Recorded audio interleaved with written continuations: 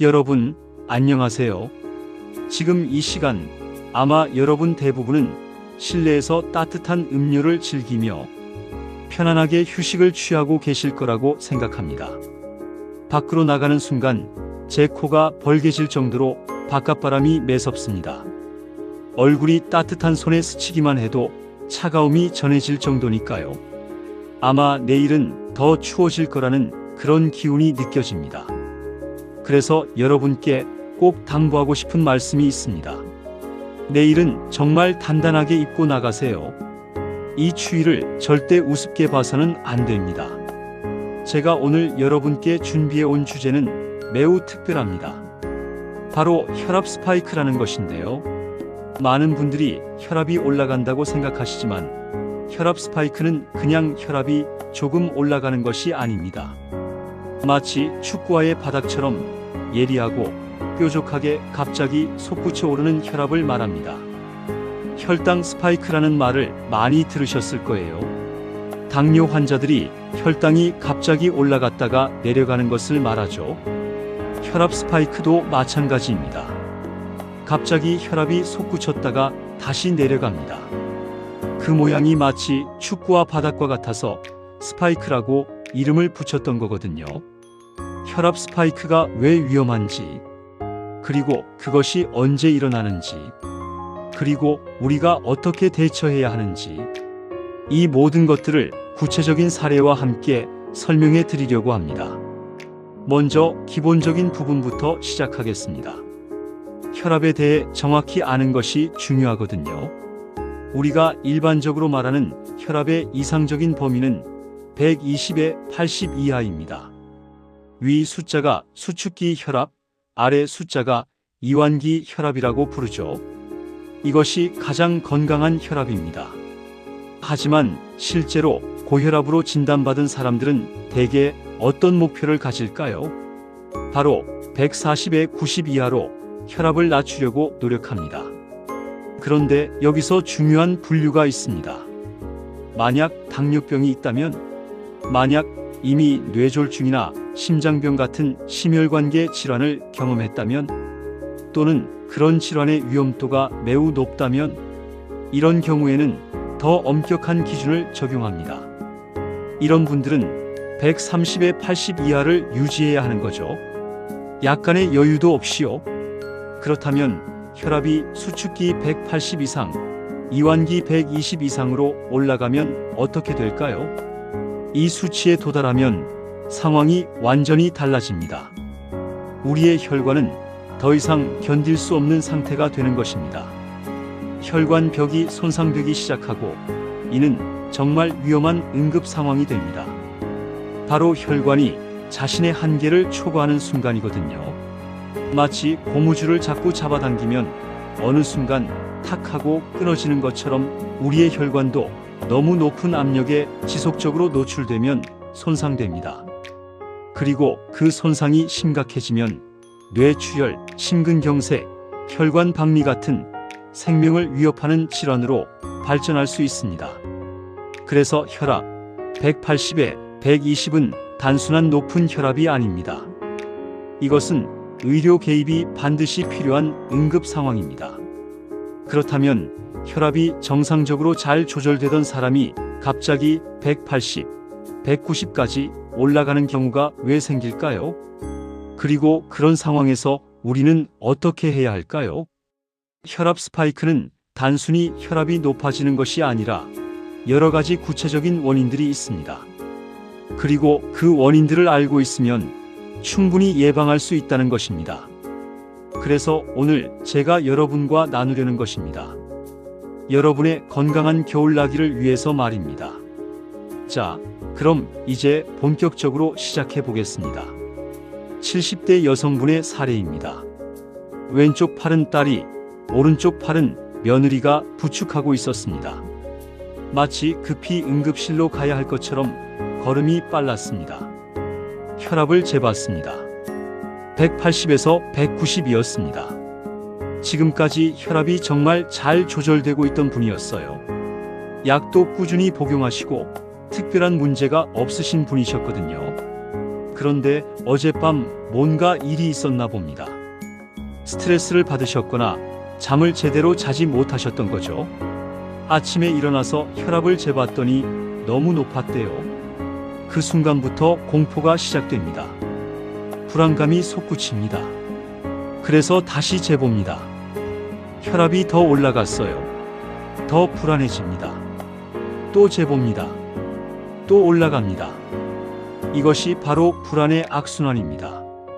혈압이 높은 것을 보니까 더 불안해지고, 불안해지니까 우리 몸의 교감신경계가 더 활성화되고, 그러면 혈압이 또 올라가는 거죠. 이 악순환이 반복되면서 혈압이 180을 넘어 190까지 가게 된 것입니다. 다행히 이분은 진정제를 투여받고 혈압을 낮추는 약을 맞으신 후에 괜찮아지셨어요. 하지만 이 경험이 이분에게 얼마나 트라우마가 되었을까요? 이 사례는 불안감 자체가 혈압을 올리는 가장 강력한 요소가 될 수 있다는 것을 말해줍니다. 두 번째 사례는 정말 흥미롭습니다. 내시경 검사를 받기 위해 오신 60대 환자의 경우입니다. 기본적인 바이탈 체크를 먼저 합니다. 혈압을 재봤더니 160이었습니다. 만약 수면 없이 일반 내시경을 받으면 환자는 정말 힘들어합니다. 가래가 걸리고 힘들고 계속 자극을 받게 되죠. 이 과정에서 우리 몸은 스트레스 반응을 하고 혈압은 보통 20 내지 30 올라갑니다. 160에서 20, 30을 더하면 180 내지 190이 되겠죠. 잠시 편하게 앉아서 쉬세요. 10분 정도 진정되면 다시 재보겠습니다. 10분 후 다시 혈압을 재봤습니다. 180이었어요. 더 높아졌습니다. 환자분이 깜짝 놀라셨어요. 왜 더 높아졌어요? 당연하죠. 혈압이 더 올라갔으니까 더 불안해지는 거죠. 또다시 10분을 기다렸습니다. 혈압을 재봤습니다. 200이 되었습니다. 이제 상황은 완전히 달라졌습니다. 더 이상 내시경을 할 수 없게 된 것이죠. 외래에 와서 생각이 좀 편해지셨는지 혈압이 다시 160대로 떨어진 거예요. 내시경 안 받는 거예요? 네, 오늘은 혈압이 안정되지 않아서 받으실 수 없습니다. 그 순간 뭔가 환자의 마음이 한결 편해진 것 같았습니다. 더 이상 내시경을 받아야 한다는 스트레스가 없어졌으니까요. 그리고 혈압도 내려갔습니다. 이것이 바로 배기 고혈압입니다. 병원이라는 환경, 의료진을 만난다는 심리적 불안감, 검사를 받아야 한다는 스트레스가 혈압을 올리는 것이죠. 이것은 병원 밖의 진짜 혈압과는 다릅니다. 혈압 스파이크의 주요 원인들을 보면 첫 번째, 갑작스러운 추위 노출입니다. 겨울이 되면 뭔가 느껴지시죠? 새벽이 더 춥고 아침이 더 을씨년스럽고 밤이 더 길어집니다. 갑자기 추위에 노출되면 우리 몸에서 어떤 일이 생길까요? 추위를 감지한 우리 몸은 생존 모드로 돌입합니다. 교감 신경계가 활성화되고 스트레스 호르몬인 아드레날린과 코르티솔이 쏟아져 나옵니다. 그리고 혈관이 수축합니다. 이건 우리 몸이 생존하기 위해 필요한 반응이에요. 신체의 중심부를 따뜻하게 유지하기 위해서죠. 연구에 따르면 기온이 1도 떨어질 때마다 혈압은 1.3이 올라갑니다. 그럼 겨울에 10도가 떨어진다면 혈압은 13이 올라가는 것이죠. 이건 혈압약 한 알에서 한 알 반 정도의 효과와 같습니다. 그래서 겨울에는 정말 조심해야 합니다. 많은 심장내과 의사들과 뇌혈관 의사들이 강조하는 것이 있습니다. 여름에는 오후 2, 3시는 외출하지 마세요. 너무 더우니까요. 라고 하지만 겨울에는 정반대입니다. 겨울에는 오전 10시나 11시부터 오후 3시까지가 가장 안전한 시간입니다. 왜냐하면 새벽에 동틀 때 운동하러 나가다가 문제가 생기는 경우가 정말 많거든요. 온몸이 경직되고 혈관이 수축된 상태에서 갑자기 운동을 하면 정말 위험합니다. 두 번째, 야근과 수면 부족. 아침 9시쯤 들어오는 환자분들 중에서 특히 야근을 하셨던 분들은 혈압이 정말 높아요. 어제 야근하셨어요? 네, 밤새도록 했어요. 밤에는 원래 자야 되는데 깨어있으면 우리 몸에 엄청난 스트레스가 됩니다. 경비원분들, 교대 간호사분들, 야간 교대 근무를 하시는 분들. 특히 흥미로운 점은 이런 분들이 한두 시간만 자고 나면 혈압이 다시 정상으로 돌아간다는 것입니다. 우리 몸이 얼마나 빠르게 회복되려고 하는지 보여주는 거죠. 세 번째, 잠을 못 잔 날의 악순환. 이건 야근과는 좀 다릅니다. 첫 번째 사례의 70대 여성분이 바로 이 경우였어요. 전날 밤 스트레스를 받아서 뒹굴뒹굴하며 잠을 못 주무셨던 거죠. 밤에 자는 동안 우리의 혈관과 심장은 쉬는 시간을 갖습니다. 그래서 혈압이 약 15% 정도 떨어지고 맥박도 15 내지 20% 정도 낮아집니다. 심혈관계가 하루의 스트레스에서 벗어나는 시간이 되는 거죠. 그런데 그 시간을 못 가지면 다음날 아침 일어났을 때 우리 몸은 정말 피곤합니다. 당연히 혈압도 높아져 있죠. 그 높은 혈압을 보면 더 불안해집니다. 혈압이 또 올라갑니다. 이 악순환이 반복되는 거예요. 이번 사례는 약이 끊어진 경우입니다. 본인이 의도적으로 끊은 게 아니라 약을 더 이상 챙기지 않게 되면서 자연스럽게 끊어진 상황이었던 거죠. 그러다가 한 번은 어디서 혈압을 재보니 너무 높았습니다. 190에 가까웠대요. 걱정이 되셔서 병원을 찾았습니다. 많은 분들이 이렇게 생각합니다. 혈압약의 효과는 딱 24시간이겠지. 그럼 약을 안 먹으면 하루 후에 혈압이 올라가야 하는 거 아닌가? 하지만 현실은 다릅니다. 혈압약은 약효가 딱 24시간으로 끝나지 않습니다. 의외로 우리 몸 안에 아주 오래 있어요. 그래서 처음에 약을 끊으신 분들이 다시 혈압을 재보면 괜찮아요. 약효가 아직 남아있거든요. 하지만 시간이 흘러갑니다. 일주일이 지나고 보름이 지나고 며칠이 더 지나갑니다. 몇 달이 지났어요. 그 사이에 약효는 완전히 빠져나갑니다. 환자분은 생각합니다. 약 안 먹어도 되네. 약 먹을 때보다 몸이 더 편한데 이제 약 없이도 괜찮을 것 같은데. 이것은 착각입니다. 정말 위험한 착각이죠. 약효가 서서히 빠져나가는 동안은 괜찮을 수 있습니다. 하지만 어느 날 회사에서 큰 일이 있거나 갑자기 스트레스를 받는 일이 있거나 감기에 걸려 감기약을 먹거나 몸 상태가 안 좋아지는 순간 어떻게 될까요? 혈압이 솟구쳐 올라갑니다. 이분의 경우 혈압이 190까지 올라갔어요. 그래서 긴급 처치를 했습니다. 먼저 빠르게 작용하는 혈압약을 투여하고 약 1시간을 외래에서 관찰했습니다. 그동안 환자분은 최대한 편안하게 쉬셨어요. 텔레비전도 보지 마세요. 스트레스 받는 거 보지 마세요. 그냥 천천히 숨을 쉬세요. 1시간 후 혈압을 다시 재봤습니다. 160으로 내려갔어요. 그제야 환자분은 집으로 갈 수 있었고 원래 드시던 혈압약을 다시 처방받았습니다. 약이 효과가 있어 혈압이 낮아졌다고 해서 약을 임의로 끊으면 안 된다는 것입니다. 약은 계속 복용해야 하고 만약 부작용이 있거나 용량을 조절해야 한다면 반드시 의사와 상담해서 변경해야 합니다. 마지막으로 말씀드릴 사례는 정말 심각했던 경우입니다. 40대 남자 환자분의 경우입니다. 이분은 혈압약을 안 드시고 계셨습니다. 혈압약이 필요 없다고 생각하셨던 거죠. 나이가 40대이고 가족력도 없고 특별한 건강 문제도 없다고 생각하셨으니까요. 하지만 혈압이 있다는 진단은 옛날부터 받았대요. 에이, 40대에 무슨 혈압? 이라고 무시하셨던 겁니다. 그러다가 어느 날 갑자기 문제가 생겼습니다. 눈앞이 자꾸 번쩍번쩍했어요. 마치 번개가 치는 것처럼요. 불편했고 두려웠습니다. 그래서 병원을 찾았습니다. 의사가 검사를 해봤더니 망막이 터져 있었습니다. 안구 출혈이 일어난 거죠. 그리고 혈압을 재봤더니 190이었습니다. 혈압이 그렇게 높아서 눈에 망막 혈관이 터져 출혈이 생긴 것입니다. 그래서 눈앞이 번쩍거렸던 거예요.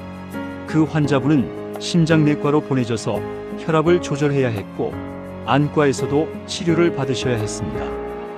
혈압이 정말 급하게 높아지면 혈관이 망가집니다.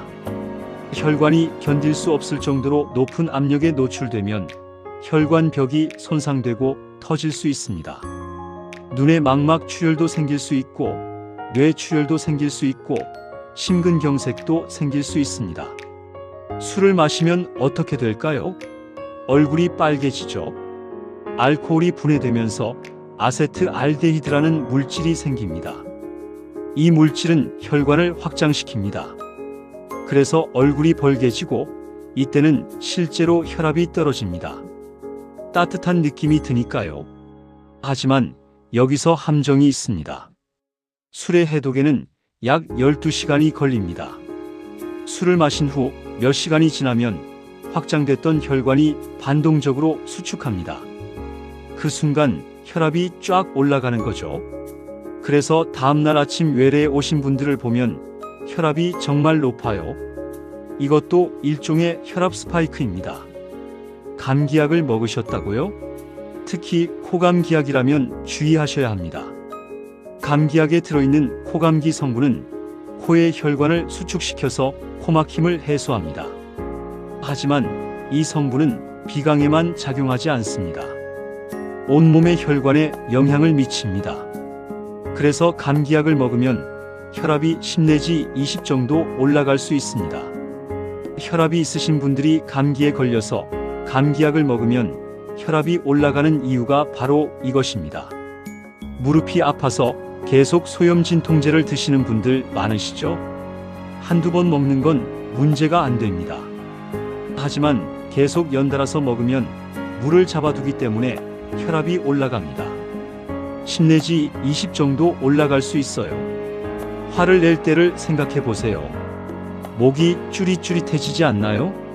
스트레스를 받고 화가 나면 교감신경계가 폭발적으로 활성화됩니다. 아드레날린이 분출되고 혈관이 수축하고 혈압이 팍 올라갑니다. 이런 모든 원인들이 복합적으로 작용할 때 혈압 스파이크는 더욱 심각해집니다. 지금까지 혈압 스파이크가 무엇인지, 어떻게 일어나는지, 그리고 얼마나 위험한지를 말씀드렸습니다. 그렇다면 이제 가장 중요한 질문이 남아 있습니다. 그럼 우리는 어떻게 해야 할까요? 오늘 마지막으로 여러분과 나누려는 것은 혈압 스파이크를 예방하고 관리하는 구체적인 방법들입니다. 혈압 스파이크 예방 5가지 원칙. 원칙 1. 겨울철 추위 관리 철저히 하기. 너무 과하게 따뜻하게 입는 건 아닌가? 라고 생각하실 수도 있습니다. 하지만 감히 말씀드립니다. 추위를 우습게 보면 큰일 납니다. 저는 겨울에 과하다 싶을 정도로 따뜻하게 입습니다. 왜냐하면 저는 추위를 정말 못 견디거든요. 그리고 그것이 바로 제 건강을 지키는 방법이라고 생각합니다. 특히 새벽에 운동하러 나갈 때는 더욱 조심하세요. 온몸이 경직되고 혈관이 수축된 상태에서 갑자기 운동을 하면 정말 위험합니다. 따뜻한 옷으로 충분히 데우면서 점진적으로 온기를 더해가며 시동을 거는 것이 안전합니다. 그리고 기억하세요. 기온이 1도 떨어질 때마다 혈압은 1.3이 올라갑니다. 이것은 무시할 수 없는 수치입니다. 원칙 2. 충분한 수면. 요즘 바빠서 라는 말씀은 금물입니다. 수면은 우리 심혈관계의 회복 시간입니다. 하루 7, 8시간의 충분한 수면은 혈압 관리의 기본입니다. 이것은 옵션이 아니라 필수사항입니다. 밤에 자는 동안 우리의 혈압은 15% 정도 떨어집니다. 이 시간이 없으면 우리의 혈관은 계속 높은 압력에 노출됩니다. 그리고 혹시 당신이 코를 고신다면 꼭 수면무호흡증 검사를 받아보세요. 본인은 잠을 잘 잤다고 생각하는데 실제로는 잠을 자다가 깼다가를 반복하고 있을 수 있습니다. 이런 경우 다음날 혈압이 높아져 있습니다. 다행히 요즘에는 양압기가 의료보험 적용이 됩니다. 한번 검사해 볼 만한 가치가 충분히 있습니다. 원칙 3. 혈압약 복용. 이 부분이 정말 중요합니다. 많은 분들이 이렇게 생각합니다. 약이 효과가 있어서 혈압이 계속 낮으니까 약을 끊어도 괜찮지 않을까? 이것은 착각입니다. 약이 효과가 있는 동안만 혈압이 낮습니다. 약을 끊으면 언젠가는 반드시 올라갑니다. 그리고 그 올라가는 시점이 바로 스트레스를 받을 때 또는 몸이 좋지 않을 때입니다. 약을 드시면서 혈압이 잘 조절된다는 것은 당신의 약이 정말 잘 맞는다는 뜻입니다. 그러니 계속 드세요. 혈압약 복용 팁 3가지를 알려드리겠습니다. 첫째, 아침에 일어나자마자 드세요. 아침에 일어나면 우리 몸이 하루를 시작하기 위해 시동을 걸게 되고 혈압이 올라갑니다. 이때가 약을 먹기에 가장 좋은 시간입니다. 둘째, 약을 눈에 띄는 자리에 두세요. 화장실 거울 옆, 식탁 옆, 정수기 옆. 아침에 일어나서 가장 먼저 보이는 자리예요. 약을 시야에 넣는 것만으로도 복용 확률이 훨씬 높아집니다. 셋째, 휴대폰 알람을 설정하세요. 매일 같은 시간에 울리도록 알람을 설정하면 약 먹는 것을 습관화할 수 있습니다. 원칙 4. 스트레스 관리와 회복 탄력성 키우기. 스트레스는 피할 수 없습니다. 하지만 스트레스를 어떻게 견디는지는 본인의 선택입니다. 운동을 하세요. 규칙적인 운동은 신체적 체력을 증진시킬 뿐만 아니라 자신감도 높여줍니다. 자신감이 높아지면 같은 스트레스도 덜 느껴집니다. 우리가 일을 더 잘 처리할 수 있다는 믿음이 생기거든요. 개인에게 맞는 스트레스 해소 방법을 찾으세요. 여자분들은 친한 친구와 수다를 떠는 것이 정말 효과적입니다. 이것을 벤틸레이션이라고 부르는데 마음속 답답함을 말로 풀어내는 것만으로도 많이 해소됩니다. 남자분들 중에는 운동으로 스트레스를 푸는 분들이 많아요. 축구, 테니스, 헬스. 신체 활동을 통해 스트레스 호르몬을 배출하는 거죠. 창작을 좋아하시는 분들은 그림 그리기, 글쓰기, 악기 연주 등이 좋습니다. 휴식을 좋아하시는 분들은 충분한 수면과 명상이 답입니다. 중요한 것은 본인에게 맞는 방법을 꾸준히 하는 것입니다. 원칙 5. 정기적인 혈압 측정. 병원에서 재는 혈압도 중요하지만 집에서 재는 혈압이 더 중요합니다. 왜냐하면 배기 고혈압이 있을 수 있거든요. 집에서는 혈압이 정상인데 병원에서만 높을 수 있다는 뜻이죠. 올바른 혈압 측정 방법을 알려드리겠습니다. 첫째, 측정 전에 최소 5분간 앉아서 쉬세요. 들어오자마자 바로 재면 안 됩니다. 둘째, 팔을 심장 높이에 두세요. 팔이 내려가 있으면 혈압이 높게 나옵니다. 셋째, 아침과 저녁에 재세요. 약을 먹고 1시간 정도 후인 아침, 그리고 자기 전인 저녁. 넷째, 최소 3일 이상 측정하세요. 하루의 측정값은 신뢰하기 어렵습니다. 다섯째, 측정한 값을 모두 기록하세요. 이 기록들을 가지고 의사와 상담하면 약을 조정할지 유지할지를 결정할 수 있습니다. 마지막으로 당부의 말씀을 드리겠습니다. 혈압이 높다고 진단받으면 약을 먹어야 합니다. 이건 나약함이 아닙니다. 이건 자신의 혈관을 보호하는 행동입니다. 우리의 혈관은 매 순간 압력을 견디고 있습니다. 그 압력을 줄여주는 것이 혈압약입니다. 혈압약을 먹으면 혈관 손상을 최소화할 수 있습니다. 약을 먹으면 몸이 약해진다는 말은 과학적 근거가 없습니다. 오히려 약을 먹으면서 혈압을 조절하고 동시에 운동을 하고 스트레스를 관리하는 것이 가장 건강한 방식입니다. 만약 지금 당신이 혈압이 갑자기 올라갔다면 첫째, 너무 불안해하지 마세요. 불안감이 혈압을 더 올립니다. 둘째, 병원으로 가세요. 원인을 파악하고 적절한 치료를 받으세요. 셋째, 원인을 제거하세요. 스트레스 해소, 수면 개선, 감기약 확인 등.